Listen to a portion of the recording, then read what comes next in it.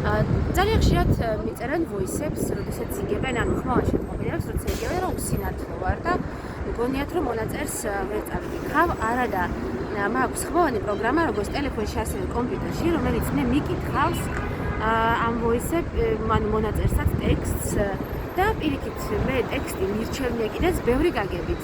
ახლა ჩამოგითხრით რატომ? შეიძლება მე თვითონ ვერ მოგწეროთ, იმიტომ რომ ტელეფონი ახალი ნაკიდი მაქვს და სენსორიანია და წერა ჯერ არ ვიცი და ტელეფონით წერ ხოლმე voice-ებს. მაგრამ როცა ვზივარ კომპიუტერთან, წერ ტექსტს, მაგრამ პროგრამა მუშაობს ორივეზე და კითხულობს ორივე ტელეფონის და კომპიუტერის შემთხვევაში. voice რატომ მირჩევნია მონაწერი? ერთი რომ რაღაცნაირად, ანუ არ მჭირდება ჩატის გახსნა იმისთვის, რომ გამომწერეთ.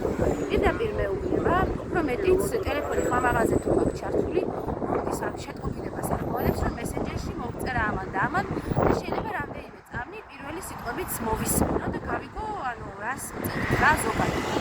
მეორეა, რომ voice ესმის ყველას, იმიტომ რომ ადამიანის საუბრის ხმის გაგება ადამიანებს ზოგადად არ უჭირდება. მაგრამ ეს პროგრამა არის, მას აქვს რობოტის ხმა და თუ არ ხარ შეჩვეული, პლუს საკმაოდ აჩქარებული და კანონი მას ვერ გაიგებს ვერავინ. ამიტომ თქვენი მონაწერი შემთხვევით სხვას არ შემოისმინება თქვენი მონაწერი და მესამე არის, რომ შეიძლება იფიქროთ, რომ ხოლმე ამ ეკრანზე ჩანს მონაწერიო და ამისთვის გამხმოვანებელ პროგრამებს აქვთ ტელეფონში ესეთი რაღაც რაც არის მხედველებისთვის, ხო, ეკრანი როცა არის გამორთული, თქვენ ამას ეძახით, რომ ეკრანი არის გამორთული. მაგრამ ჩვენ, ანუ სინათლეებისთვის, აი ხა რო დავაჭერ, ამან მითხრა, რომ ეკრანის ფარდა არის ჩართული, ანუ რეალურად ეკრანი გამორთო, მაგრამ სინათლეებისთვის ეს ნიშნავს, რომ არ აქვს ჩართული ეკრანის ფარდა.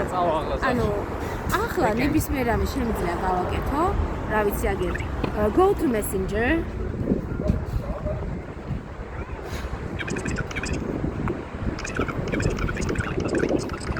არის ჩამონათვალი ხალხის, მაგრამ ეკრანი არის დახურული რა, ანუ ჩაბნელებული და არ არის ჩანს.